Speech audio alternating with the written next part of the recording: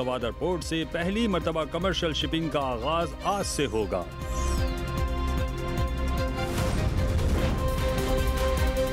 पाकिस्तानी चावल भारतीय लेबल लगाकर बेचने का इंकशाफ। मुल्क गर्दिशी कर्जों की लपेट में, कर्जे 922 अरब रुपए से तजावुज कर गए।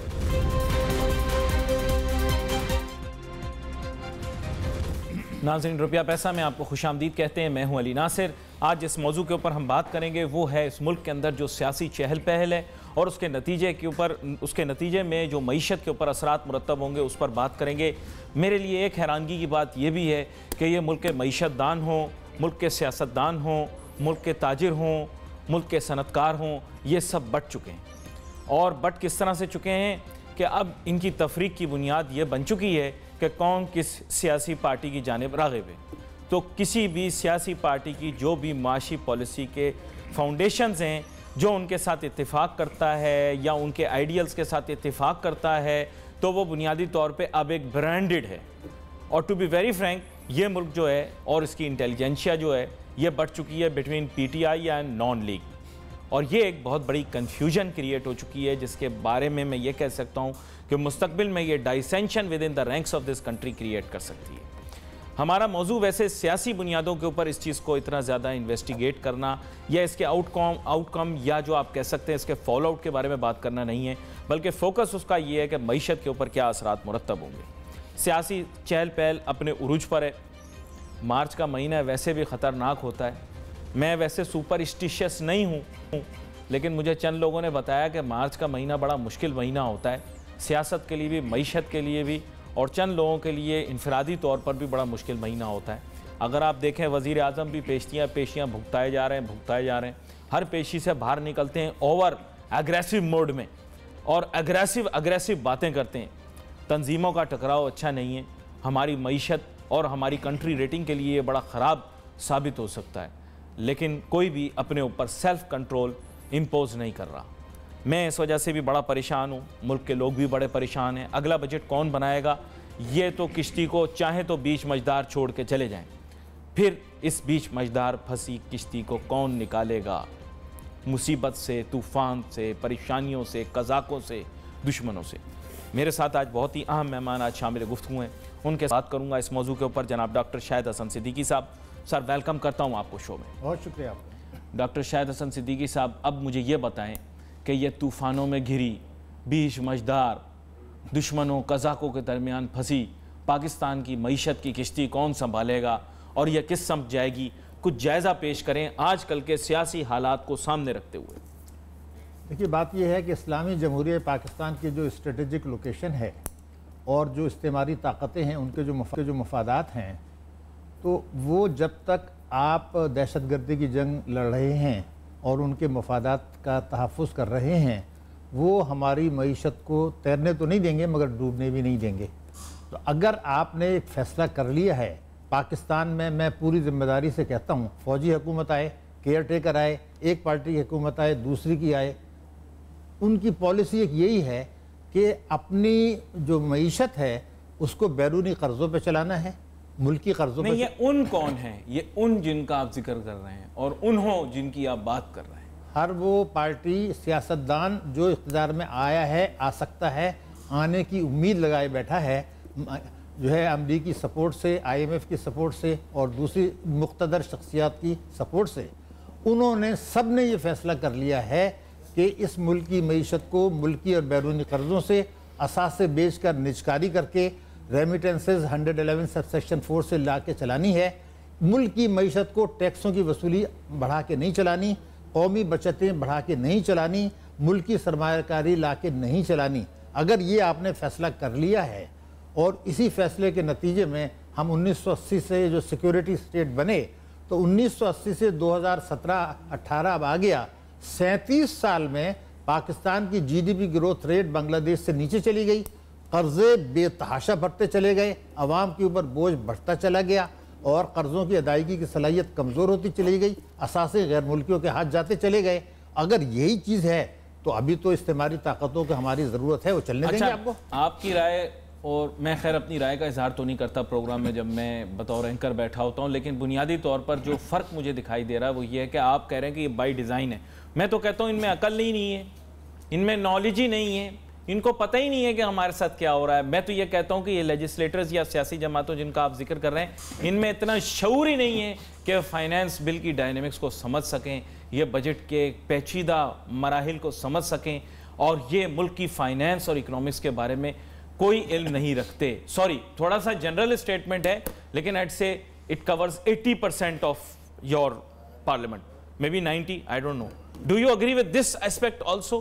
मेरा ख्याल से मैं 80 से भी बढ़ा दूंगा, लेकिन जो पॉलिसियां बना रहे हैं मशवरे से IMF के या अमेरिका के, ये ताकतवर वो अलहदा तबका है। नहीं तो वो समझ रहे हैं ना, तो बाकी को समझने की जरूरत नहीं। गुलामों के तबकात होते हैं ना सर, आप नहीं माजरत, मैं मिसाल गुलामों की नहीं दे रहा, मैं वैसे आप बता रहा हूं कि गुलामी और गुलामों के भी तबकात होते हैं, इस तरह हुक्मरानों के भी तबकात होते हैं। तो ये किन की आप बात कर रहे हैं, ये कौन सा वाला तबका है? एक यकसानियत है, और यकसानियत है वो ये है कि पस्त सियासी मुफादात के तहफ़्फ़ुज़ के लिए हर किस्म के उसूल, कौमी सलामती, कौमी मुफादात, अवाम की फलाह बहबूद को दाव पर लगाकर अपने पस्त सियासी मुफादात को हासिल करना है, चाहे फॉरेन पॉलिसी के ज़रिए करें, इकनॉमिक पॉलिसीज़ के ज़रिए करें, इमदाद लेके करके, असासे लेके करें, जो भी करना है। असल जो आपने इशारा पहले किया, मैं उससे इसलिए मुत्तफ़िक़ हूँ कि अब जो गर्मा गर्मी इलेक्शन की हो रही है, वो इल्ज़ामात की बुनियाद पर हो रही है, या फॉरेन पॉलिसी की बुनियाद पर हो रही है, या मईशत की बुनियाद पर हो रही है, या आवाम की फलाह बहबूद की बुनियाद पर हो रही है, शख्सियात की बुनियाद पर हो रही है, शख्सियात पर, इल्ज़ामात और शख्सियत कि दूसरे को गिरा के मुझे इख्तिदार में आना है, उसको नहीं आने देना। तो अगर इसके लिए इलेक्शन लड़ने हैं, अभी आपके देखिए सेनेट में भी अभी कल परसों बड़ी दानिशमंदाना बातें हुई हैं, हम ना दोहराए नहीं उसको, लेकिन जो भी एक सेनेटर साहब ने कहा, जो चेयरमैन साहब ने कहा, वो कितने जाते जाते लेकिन कितनी दानिशमंदाना बात थी उसमें। तो हम उस बात को दूसरे अंदाज में कह रहे हैं कि पस मुफादात के तहफ़्फ़ुज़ के लिए इलेक्शंस होते हैं, गर्मा गर्मी होती है, सेनेट में सीटें बिकती हैं, वही खेल चल रहा है। बाकी जो कौमी मुफादात हैं वो तो इसमें फिगर ही नहीं कर रहे हैं, वो तो अब बात ही नहीं कर रहे हैं। जलसों में जो कुछ खेल हो रहा है वो आपको भी पता है कि जी वो चोर है, मैं चोर नहीं हूँ। तो सवाल ये है कि आवाम को क्या मिला, आवाम को भी तो अब देखना सोचना पड़ेगा कि भाई वो सब कुछ जाके जो जलसों में जाके जिंदाबाद के नारे लगाते हैं, 8 घंटे बैठते हैं, तो उनसे पूछो जो उनके मुफाद में क्या बात हुई, कोई तालीम को बजट बढ़ा दिया? सियासत सारी मुफाद है सर, मईशत को जो दाव पे आपने सही बात की, सियासत ये गुल खिलाई माजरत गुललाई जो थी, ये कुछ अरसे पहले तो ये खून देने के लिए तैयार थी उनके लिए, इमरान खान के लिए। ये सब सियासतदान मुफाद परस्त हैं सर, ये सब मुफाद परस्त तबका है। इनकी वजह से हमारी मईशत सफ़र कर रही है, और ख़ास तौर पे हमारी अवाम सफ़र कर रही है। अवाम के प्रॉब्लम्स को किसने आइडेंटिफाई किया? मैं आपसे ये पूछना चाहता हूँ। चलें अवाम के मैं बुनियादी मुआशी मसाइल आपके सामने रख देता हूँ, आप बतौर मईशतदान मुझे बताएं कि कौन इन्हें एड्रेस कर रहा है। मुलाजमतें प्लीज़, क्योंकि अनएम्प्लॉयमेंट सबसे आम मौजू है। मुझे बताएं अभी तक आपने किसी सियासी जमात को अनएम्प्लॉयमेंट को डिस्कस करते हुए देखा है या नहीं? मुझे बता दें कोई। और सोल्यूशन के बारे में क्या बात हुई? देखिए बात यह है, मैं एक छोटी सी ब्रेक लूंगा, ब्रेक के बाद आपके पास वापस मैं पूछूंगा कि इसाक डार, असद उमर, जहांगीर खान तरीन वगैरह वगैरह, इन सब लोगों ने क्या फाइंड आउट करने की कोशिश की है कि मुल्क के अनएम्प्लॉयमेंट का प्रॉब्लम किस तरह से रिजॉल्व होगा। Let's take a short break.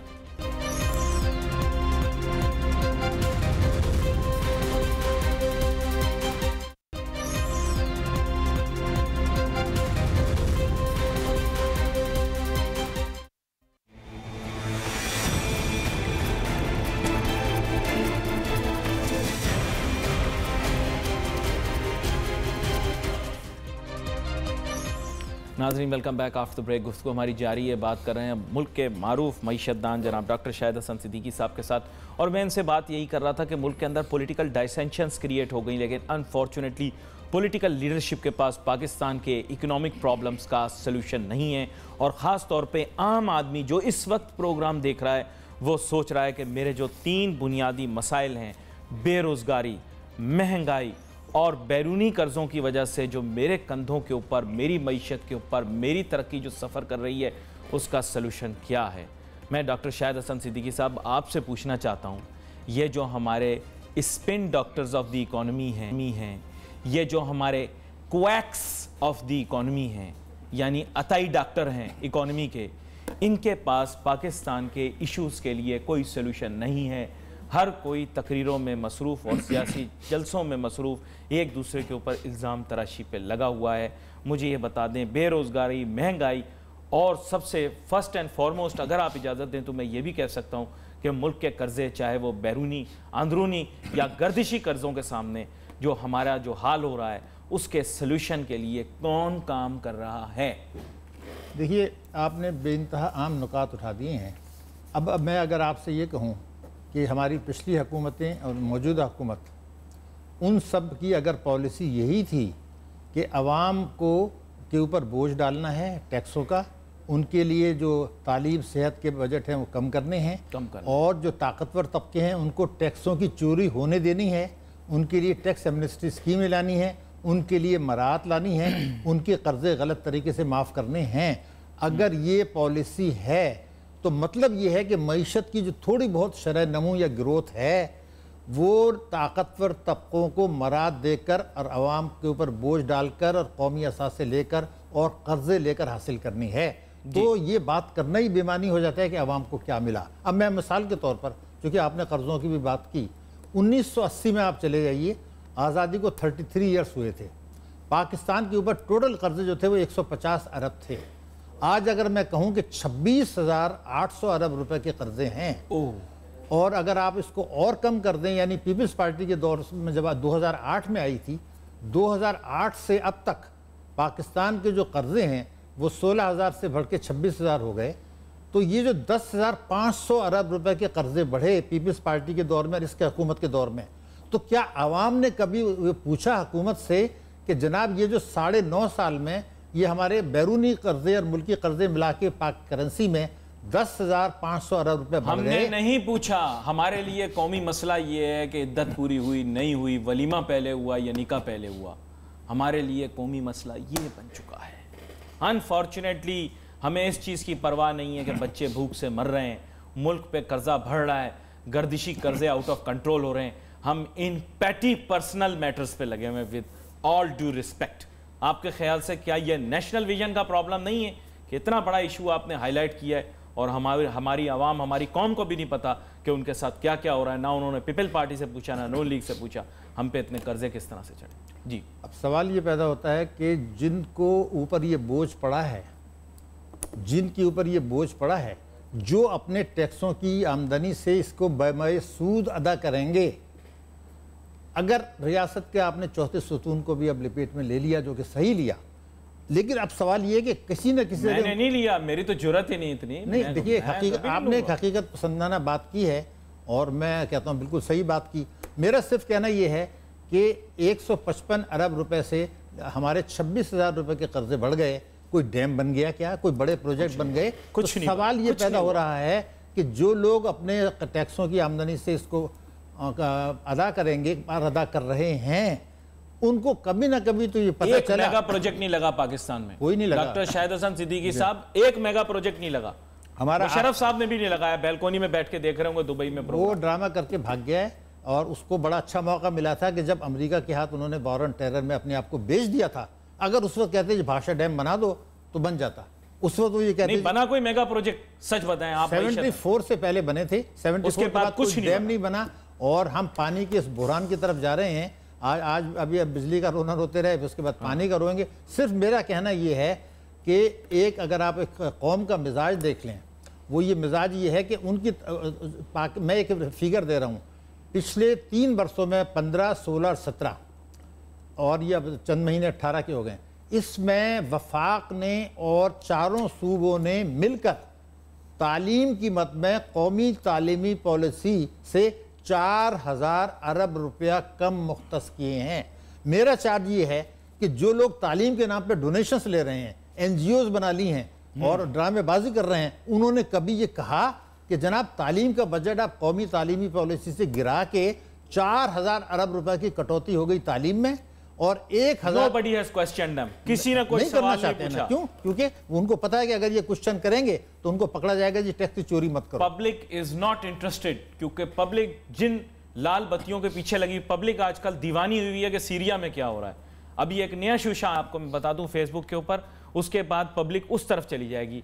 जो कि श्रीलंका का मसला है, और आपको पता लगेगा कि श्रीलंका के अंदर मुसलमानों के ऊपर जो मामला पेश आएंगे अब पब्लिक को उस तरफ लगा देंगे। अटेंशन डाइवर्ट होगी। एक छोटी सी ब्रेक के बाद वापस आते हैं और अहम माशी मौज़ूआत के ऊपर बात करते हैं। Let's take a short break.